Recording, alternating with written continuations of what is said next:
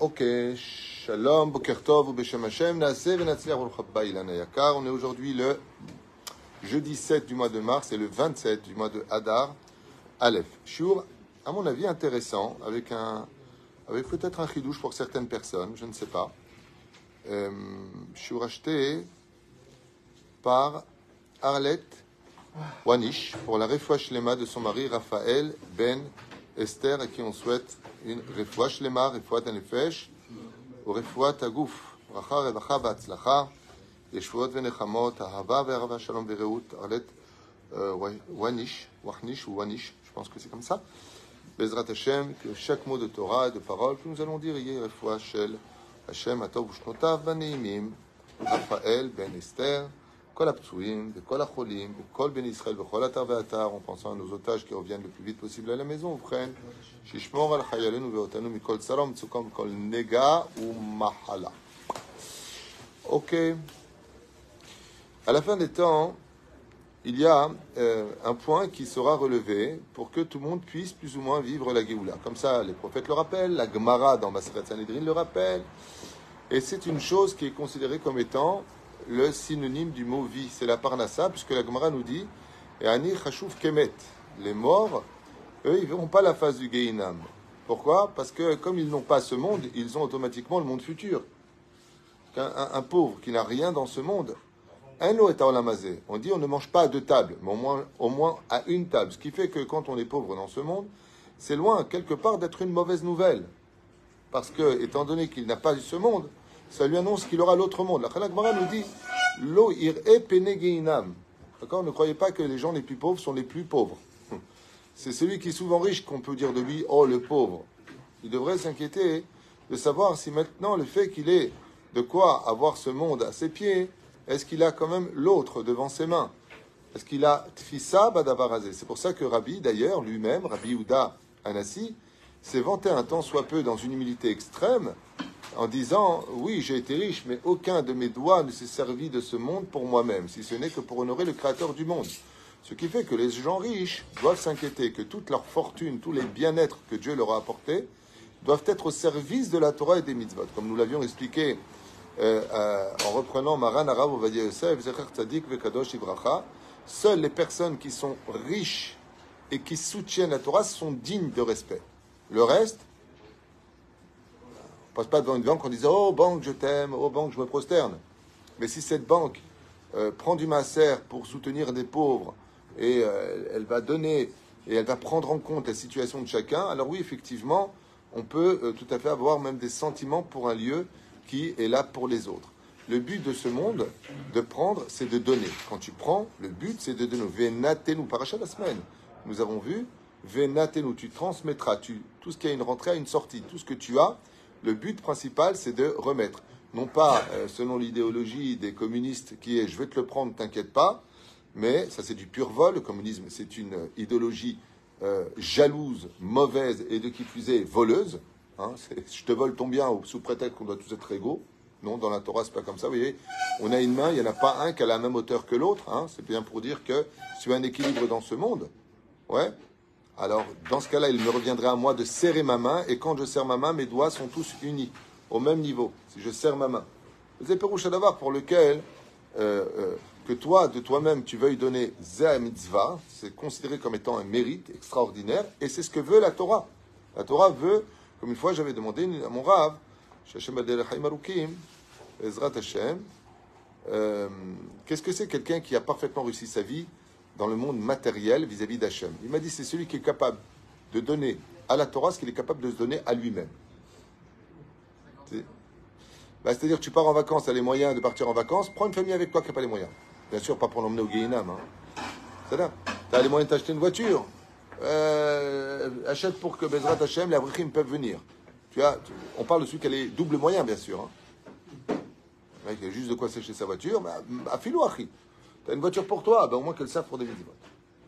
Ça, c'est ce que m'avait expliqué mon Rav. Oufren, le Shefa et la Parnassa viennent de plusieurs niveaux différents. Donc, il y a un ange qui est responsable de la Parnassa dans le monde d'en haut, qui s'appelle Dika plus loin Nosa, c'est son nom. Il a d'autres noms. Il s'appelle Pe'alef Yud, il s'appelle Chet Taf Chaf. Donc, Poter et Yadecha, Mazbiar, Lechol Chaeson, ce sont les initiales, Sofitivot, Rechitivot, justement des noms des anges et des hiérarchies qui les dirigent, pour lesquels le Shefa de la Parnassa vient. Et la Gemara nous dit dans Ta'anit, en Moudbet, là-bas, première page, eh bien, que la Parnassa, c'est pas les anges qui la dirigent, eux la transmettent, mais c'est Dieu lui-même qui a les clés de la Parnassa. Il n'a pas donné la clé à l'homme. Aucun homme ne peut dire sur terre la phrase la plus stupide qu'on pourrait entendre, moi, je sais faire de l'argent. En davar kazé. Et je peux vous dire que j'en connais pas un, pas 10, pas 100, des gens qui gagnaient des millions et qui aujourd'hui sont pas capables de gagner un shekel. Alors quoi, tu sais plus faire d'oseille? Ouais, je sais pas, la chance m'a abandonné. C'est bizarre. Maintenant, tu parles de mazal. Akol talia de mazal, et dit le Zohar Kadosh, dit la Gemara, tout dépend du mazal. D'ailleurs, c'est marqué dans la Gemara. Est-ce que la parnassa dépend du mazal ou de l'action? Réponse, des deux. Des fois, tu peux faire une bonne action qui te fera mériter, comme Yosef Mokir Shabbat, dans Masechet Shabbat, Betaf Kuf Yutet, on a vu que son action lui apportait la richesse, et non pas son mazal. Le mazal, il n'en avait pas. Il était très pauvre. Mais son action l'a mené à cela. Et dans Masechet Shabbat, Betaf Kuf Nun Vav, on apprend là-bas que, une fois de plus, les actions, comme ce sorcier disait, ceux-là, ils vont mourir aujourd'hui. Il dit non. Israël est me'al à mazalot, il est au-dessus des mazalot, et on voit qu'une seule action de tzedaka, d'embrasser une mezouza, de faire du bien à une personne, d'étudier une Mishnah, peut changer la destinée de chacun de nous. Donc Madame Soleil, ça ne sert à rien du tout de l'appeler, encore moins d'aller la voir. Pourquoi? Parce que combien même ces gens pratiqueraient de la magie noire ou tout simplement inventeraient des choses, il te suffit de faire une seule bonne action pour augmenter ton mazal, et il suffit d'un seul zera levatala, une seule faute de la débauche de tes yeux ou d'en bas pour perdre ton mazal selon Rabbi Nachman. Donc tu vois bien que ça ne sert à rien de savoir de quoi il fait demain. Faire attention à cela. Mais il y a une source, par contre, qui est formelle, et sur laquelle la marloquette n'existe pas. On sait que, par exemple, je peux juste leur dire qu'ils sortent dehors, discuter là-bas au fond, ça m'arrangerait. Je leur dire qu'ils sortent dehors. Il y a une chose qui est sûre, c'est que tout comme les Neshamot viennent de Marat Amarpela, ça, tout le monde le sait. Comme tout le monde le sait, les prières montent par le Kotel Amarabi, Chazak ou Baruch. C'est bien. Au bout de 20 ans, je me disais, peut-être que vous allez retenir. C'est pour ça qu'on se retourne vers Jérusalem, Chazak ou Baruch.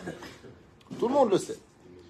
Mais la Parnassa, quand elle vient, Daniel, la Parnassa, quand elle vient, par où elle passe? Quel est le centre géographique? Vous avez mangé du lion ce matin, apparemment.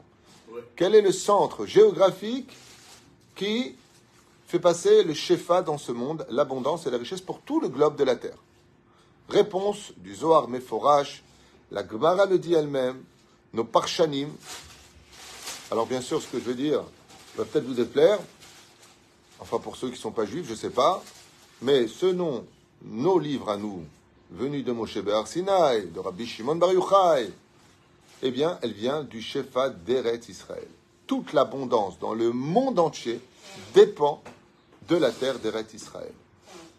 Comme l'expliquait Maran Rav Kook, Zecher Tzadik Vekadosh Ivracha, la terre d'Eretz Israël a un libre arbitre, et l'abondance du Shefa de ce monde vient d'Eretz Israël. Comme c'est marqué, Vaterae Ayabasha, quand Dieu a créé le monde, il a créé une bulle d'eau, et de cette bulle d'eau, il a laissé apparaître la première terre de l'histoire. Le premier continent, c'est Jérusalem, puis après Eretz Israël, et ensuite le reste.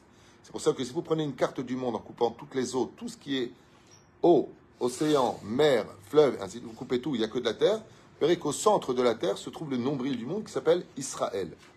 Et c'est pas pour rien qu'au niveau d'ailleurs politique, on voit que le monde entier, comme l'a expliqué hier un journaliste incroyable, des choses que j'ai déjà dit, que tout le monde sait, il n'y a pas besoin de Yimina ou Smola, je veux dire, il a fait une liste comme ça, j'étais chez ma mère hier, et puis j'ai vu un journaliste qui a dit quand même c'est incroyable. Ici, il y a 426 000 musulmans qui ont été massacrés. Ici, il y a eu 280 000 musulmans qui ont été massacrés. Ici, je n'ai jamais vu qu'est-ce qu'il a dit? Je n'ai jamais vu une manifestation dans le monde entier pour ces pauvres musulmans qui ont été malmenés, massacrés, violés et ainsi de suite. Aucune réaction internationale. Même pas un mot à l'ONU. Alors, je voudrais juste comprendre pourquoi tout le monde s'intéresse justement aux musulmans d'Israël. C'est quand même assez incroyable. C'est un non-juif qui pose la question dans cette émission, et bien sûr, il n'y a pas de réponse. Bien sûr qu'il n'y a pas de réponse. C'est simplement parce qu'il y a du juif en face que ça devient intéressant. Mais si on approfondit un peu dans la Kabbale, il y a une connotation, il y a un lien entre l'abondance dans le monde et la réussite dans le monde et Eretz Israël, et particulièrement à Jérusalem, comme ça disent les Chachamim, puisque l'abondance vient de Jérusalem, Yerushalem, qui vient du mot Yerusha, qui veut dire héritage. Celui qui hérite de Jérusalem hérite du monde entier. C'est pour cela que une des façons les plus rapides de conquérir le monde, c'est conquérir Jérusalem. Tu conquiers Jérusalem d'une certaine façon, au deuxième degré, selon les livres de Kabbale que nous avons, tout vient de là-bas. Alors, ce qui est très paradoxal, c'est que la Gemara, dans Masechet Brachot Bedafea Moudalef, nous dit que, ok, combien même on peut expliquer et comprendre que l'abondance de ce monde vient d'Israël, comment se fait-il qu'Israël s'achèterait donc dans ce cas-là par des Issourim, par de la souffrance? De la souffrance. Israël, son problème principal, beaucoup moins aujourd'hui qu'avant, puisqu'on gagne aussi bien sa vie en Israël qu'en dehors d'Israël, il ne faut pas l'oublier, hein. Il y a de tout. Israël aujourd'hui, à Guinness, il est monté premier pays du monde le plus cher. On est les plus chers en appartement, on est les plus chers en achat de voiture, ça coûte presque le double de l'Europe.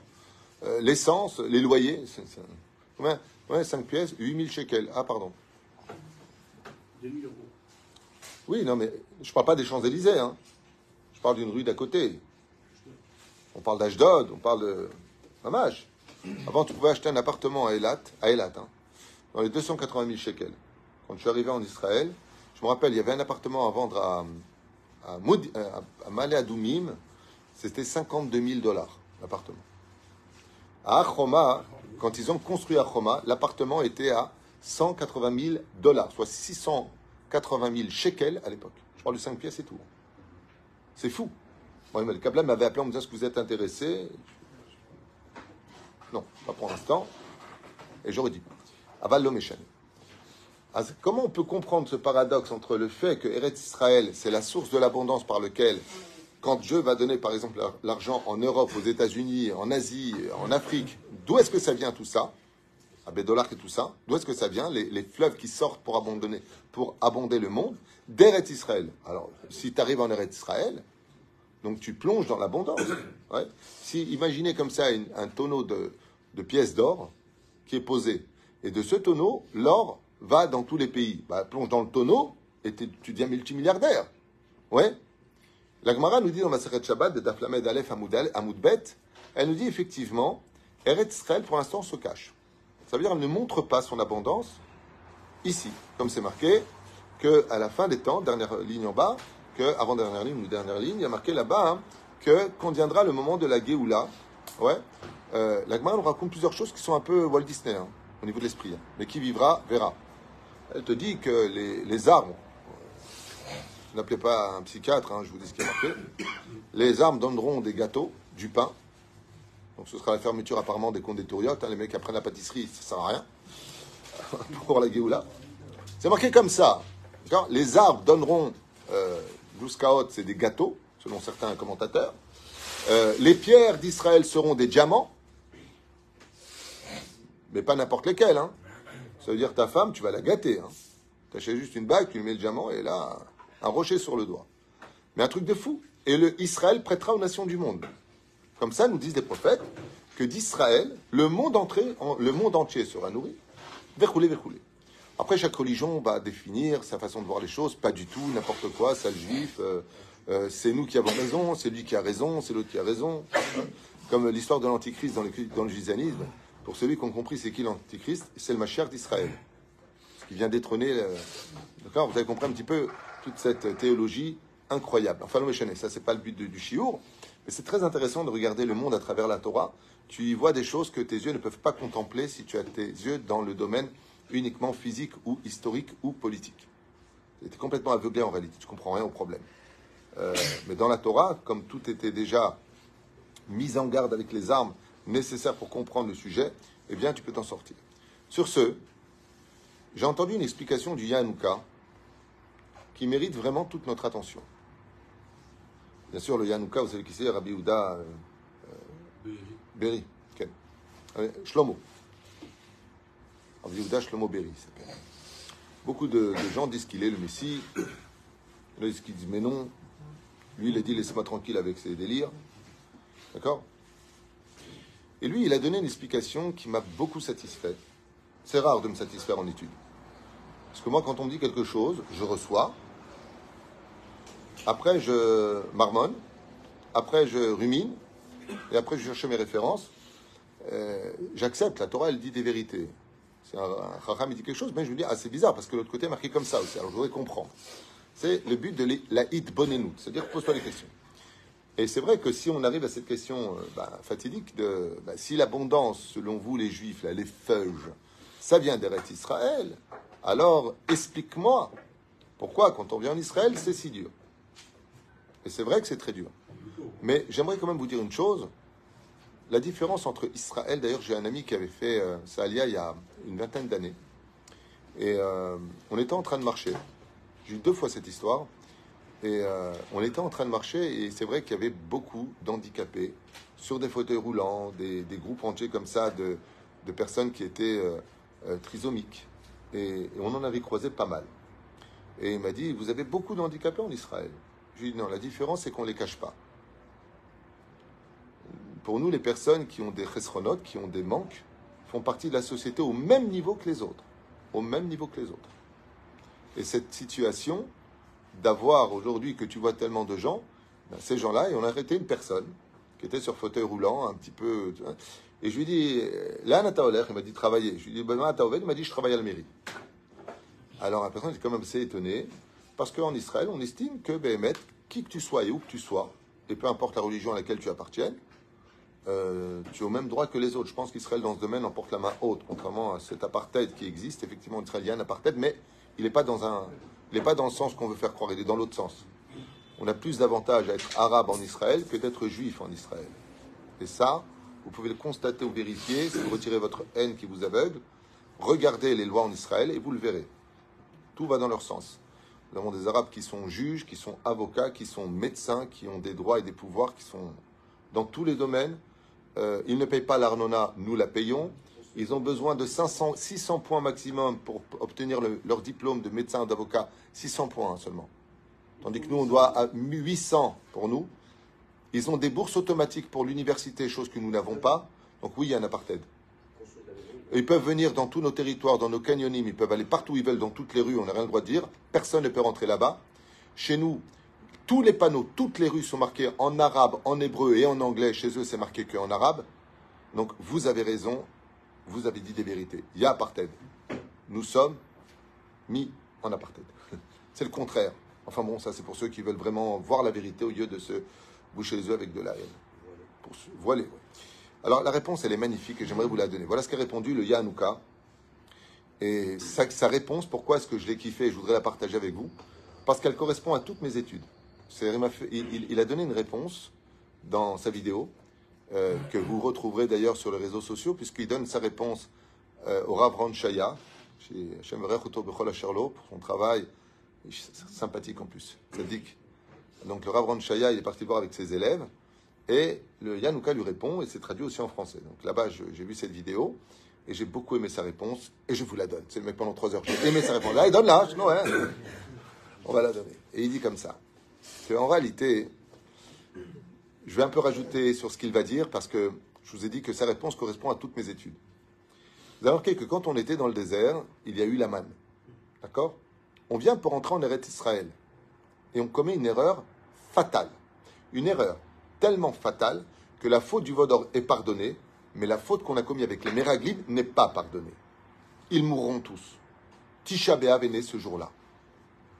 On a dit du mal d'Eretz Israël. Une terre qui vaut rien, une terre qui est trop dure, on n'y arrivera pas.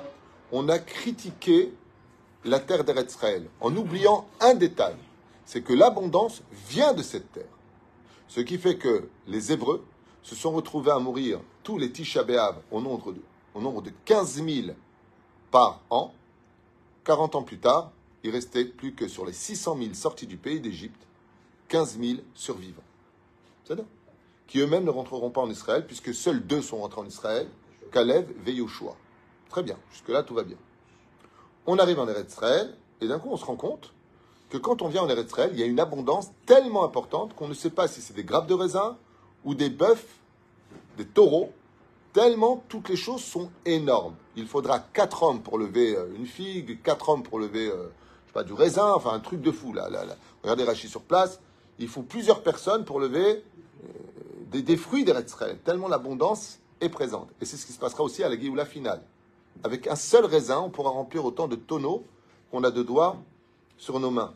Pour imaginer un petit peu l'abondance dont on parle. Encore une fois, je reconnais que quand tu l'étudies, ça fait Walt Disney, et tu as envie de dire, mais pour qui ils se prennent ces juifs? Ils sont fous, ces gens-là. Vous avez raison. Comme je l'ai dit à quelqu'un qui veut se convertir, je lui dis, t'es fou. Synonyme de juif, fou. C'est vrai, franchement, on a une religion un peu spèce. T'as des boîtes noires le matin, à Soukot, t'as des plantes dans les mains. Tu mélanges pas le lait et la viande, mais le contraire, ouais, c'est fou, quoi. Tu peux manger du laitage après manger de la viande, mais pas le contraire. Tu passes ton bracelet porte. Un non-juif qui suit un juif une journée qui est religieux, il dit, mais il parle avec les fruits. C'est le mec qui mange une pomme, il lui parle, toi, au fait, Baruch Ata Hashem, Elokeinu melech haolam. Franchement, on est un peu spèce. Ouais. T'as même un mec qui s'est fait frapper, un vieux de 70 ans qui était assis tranquillement devant une synagogue, il s'est fait massacrer. Pourquoi? Il a dit parce que tu tues des gens de l'autre côté. Il a dit moi j'ai tué personne, toute ma vie je suis gentil. Ils l'ont massacré. C'est pas facile d'être juif. C'est pas facile. C'est pas facile d'être juif. Voilà la réponse du Yanouka. Quand on va en Israël, c'est très difficile. Quand tu es en Chutz La'aretz, c'est beaucoup plus facile. En safek badavar. Même si, à mon avis, c'était vrai, c'est plus vrai. Il faut remettre un peu les choses dans leur contexte. Que ce soit de Los Angeles à New York, en passant par Paris jusqu'à Londres, il y a beaucoup de juifs qui sont dans d'énormes difficultés financières aujourd'hui. Aval mefo zeba, et voilà ce qu'il a dit. Il a dit le problème, c'est que ceux qui sont en Chutz La'aretz ont un rêve au fond d'eux, et ça je le confirme. J'ai parlé avec beaucoup d'Israéliennes sur ce qui vivent à Los Angeles. J'ai parlé avec énormément de monde en France et de tous les pays, même en Suisse. Au fond d'eux, comme ils sont en galoute, ils ont envie de venir vers Eretz Israël. Ils ont envie un jour de réussir. Ils savent qu'à la fin, ils finiront par venir. Ce qui fait que comme ils ne vivent pas ici, ils ont beaucoup de respect pour Eretz Israël et beaucoup d'amour pour Eretz Israël. Vous avez vu ce qui s'est passé le 7 octobre. Ça a réveillé chez les Juifs vraiment un éveil au niveau du cœur. Quoi, notre terre, tout le monde était effrayé. Alors c'est juste à 4000 km de la France et encore plus 15 000 km des États-Unis. Ma Kesher. Étant donné que comme tu es pas en Israël et que c'est beaucoup plus facile pour toi d'aimer le pays que d'y vivre, eh bien, la terre d'Eretz Israël donne son abondance à celui qui la désire et qui l'aime sans se plaindre. Et Yanouka, il dit, comme eux, ils sont là-bas, ils ne peuvent pas se plaindre d'Eretz Israël, ils n'y sont pas. Donc, ils n'ont que de l'amour pour Eretz Israël. L'abondance vient chez eux. Et quand on fait ça à l'IA ici, que ça devient très difficile de vivre parmi son peuple, tu n'as pas le droit de critiquer, tu n'as pas le droit de dire des vérités, la shonara, ça veut dire, tu n'as pas le droit de faire une motzi shemra, tu n'as pas le droit de t'énerver. Donc ça devient très difficile. Tu commences à critiquer la terre d'Eretz Israël. Et Yanouka, il dit, c'est à ce moment-là que la terre d'Eretz Israël ferme ses robinets d'abondance. Et c'est vrai. J'ai tellement d'exemples à donner, et c'est vrai. Le premier shlav, ne l'oublions pas. Eretz Israël niknet beisurim. La terre d'Eretz Israël s'achète et s'acquiert par des Issourim. Pourquoi? Parce que, étant donné que tu fais ta alia, toutes les fautes du passé sont pardonnées, comme c'est marqué dans Chesed Avram à la page 114, comme c'est marqué dans la Gemara de Ketubot, 110 Amoud Bet, 111 Amoud Aleph. La terre d'Israël peut être kapara. Donc, dans ce cas-là, elle est mad mais c'est comme quelqu'un qui vient avec des vêtements très poussiéreux. Il vient chez sa femme et lui dit, dis-moi, t'as pas honte, t'es sale, et elle lui donne des coups. C'est pas qu'elle le frappe, mais elle veut l'épouster de la poussière qui est sur lui pour le rendre propre. Donc oui, il y a un moment de difficulté en Eretz Israël, mais qui peut très très vite se terminer par une énorme abondance qui vient par la suite. Mais de quoi c'est dépendant? Et le Yanouka, il dit, d'une chose. C'est celui qui fait quelque chose pour la terre d'Eretz Israël, celui qui aime cette terre, mamash, sans jamais la critiquer. Alors on a vu que la Gemara, donc Maseret Shabbat, Betavkouf Yutet, elle nous dit, comment devenir riche en Eretz Israël? Il faut prélever le maaser. Le maaser, l'autre déa, elle dit, Shomer Shabbat, il y a trois lieux qui sont cités, comment on fait pour être riche en Israël, pour être riche en Babylonie, pour être riche sur le reste de la terre. Mais en réalité, Al-Pisod, les trois sont reliés à Eretz Israël. Le premier, c'est quoi? Celui qui donne le maaser en Eretz Israël.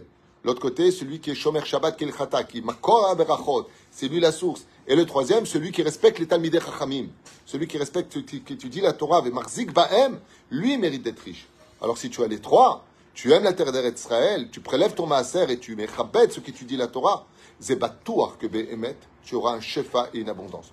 Tout en respectant, bien sûr, ça ne veut pas dire que tu vas devenir riche, mais ça veut dire que tu t'en sortiras toujours. Parce que la terre, comme tu l'aimes, elle t'aime. C'est une terre, comme tu l'aimes, elle t'aime. Moi, combien de fois j'ai parlé avec des Israéliens qui vivent depuis 20 ans aujourd'hui à Los Angeles et qui me disent que leur corps est là-bas, mais que leur âme est ici. Et combien ils envoient d'argent à leur famille, combien ils essaient de les aider. C'est une façon aussi d'acheter sa conscience, quelque part, si on était un peu honnête. Alors, malgré tout, au niveau des sentiments, c'est facile d'aimer. Tu sais, comme on dit, loin des yeux, proche du cœur. Et comme je le dis souvent, tu sais, quand les gens se rencontrent, les vrais amis ou même les sœurs ou les frères, il y a deux très très bons moments. Ça veut pas dire que le reste, c'est pas très bon. Mais les deux meilleurs moments, c'est quand tu le vois et quand il s'en va. C'est comme pour les vacances. Le meilleur moment, c'est quand tu ouvres la porte pour partir et quand tu la réouvres pour revenir. Au milieu, il peut se passer des choses positives comme négatives. Mais c'est Pérouche Alva pour lequel, si vraiment quelqu'un aujourd'hui, qu'il soit en Israël, qu'il soit en Chutz Laaretz, comme l'a expliqué Yanouka, Yechabed et Eretz Israël, se sent en rapport avec la terre d'Eretz Israël, se sent en connexion avec la terre d'Eretz Israël, pas de faire la terre d'Eretz Israël, attention, de la Vodazara. Il y a des gens qui ont fait de cette terre, mamash, de l'idolâtrie d'Oraïta. Mamash. Ça veut dire, ils ont fait passer la terre avant la Torah, avant les mitzvot, avant... Faites attention à cela. Même Dieu, on peut en faire de la Vodazara, n'ayez pas peur. C'est le cas de Nadav et Avi ou Parashat Shmini. Même Dieu, on peut même faire de la Vodazara de sa Torah. Attention. Vodazara, c'est-à-dire, fais ce que la Torah te demande, comme c'est marqué. Bitulo Zekiumo. Des fois, il faut savoir annuler la Torah pour la vivre. De la même façon, on doit aimer la terre d'Eretz Israël et respecter la terre d'Eretz Israël. Par exemple, une chose bête, hein. Vous passez, vous voyez une canette qui est jetée par terre, sur la terre d'Eretz Israël. Vous savez quel salaire dans le monde d'en haut vous recevrez parce que vous avez rendu propre la terre d'Eretz Israël? Les gens qui jettent leur mégot comme ça. Là maintenant, ils me disaient, pourquoi Israël c'est un cendrier? N'avez pas honte. Une fois, j'ai vu une personne qui a craché par terre. Bon, cracher, c'est pas arrivé. Et il a dit quelque chose dans sa bouche. Je lui dis, Machila, il y a une bracha quand on crache? Il m'a dit non, j'ai demandé pardon à la terre, c'est pas joli de lui cracher dessus. Je suis quoi la cabane? Ces petits détails de la vie peuvent donner une abondance extrêmement forte dans la vie de chacun de nous. Mais la reine, Bezrat Hashem Barach, vous verrez que de l'autre côté, vous savez pourquoi il y a tellement de bouchons en Israël? Si on regarde les chiffres, j'en parlais avec mon frère hier, c'est quand même incroyable. Ça coûte plus que le double de la France aujourd'hui d'acheter une voiture en Israël. L'assurance, elle est plus chère qu'en France. Ok, c'est des trucs de malade. Vous avez le nombre de voitures qu'il y a sur le route? Tu fais Natania Ashdod, on a pour 2 heures pratiquement. Le nombre de voitures que ça fait. Et chacun achète sa voiture. On voit dans les parkings. Je achète un parking, où est-ce que je peux garer ma voiture? Mais d'où il y a ça? 73% des habitants du pays d'Eretz Israël sont propriétaires de leur appartement. C'est un des pays où le duty-free, depuis la guerre non, mais c'est un des pays où le duty-free, alors qu'on est un petit pays, hein, est le plus abondant au niveau économique. C'est un truc de fou. Les maisons coûtent une fortune. Et Khatem aussi. Il y a une bracha. Et cette bracha, elle vient de quoi? Kol mi shirotze parnassa beshefa en Israël. Tout celui qui veut même une parnassa en Chutz Laaretz. Sheitmakel ala davar hazeh, comme l'a dit le Yanouka. Plus tu aimeras la terre d'Eretz Israël, capitale de tous les cœurs juifs, plus tu t'attacheras à ta terre, plus tu défendras ta terre, plus tu honoreras ta terre. On parle de respect. Okay? Et d'amour pour la terre d'Israël, qui est la fiancée du peuple d'Israël dans le judaïsme. La mère, c'est l'Égypte. Nous sommes venus rencontrer, comme c'est marqué dans le Secret Kelim, Israël, Mekoudeshet. La Gemara, il y a 2000 ans en arrière, nous dit, quand tu montes en Eretz Israël, tu as les Kadesh Otam. Et les Kadesh, qui c'est qu'on est Mekadesh? Qui c'est qu'on sanctifie? C'est la Kala. Et la reine, la Kala, elle n'aime pas, hein, quand tu retrouves ta femme, que tu lui parles de tes maîtresses, de la galoute. Quand tu la critiques, une femme, elle ne te montre pas ses meilleurs plats. Elle ne te montre pas ses meilleurs maquillages. Elle ne montre pas sa plus belle beauté. La reine, au contraire, une femme que tu relèves, que tu complimentes, que tu aimes, qu'elle est tranquille avec toi, qu'elle sait que Béhémet, tu es à elle et elle est à toi, à partir de ce moment-là, elle te donnera, même fatiguée, le meilleur d'elle-même. Et c'est exactement ce qu'expliquait le Rav Kook de la terre d'Israël. C'est que cette terre-là ne montre un beau visage qu'à celui qui lui sourit. Baruch Adonai Leolam. Amen.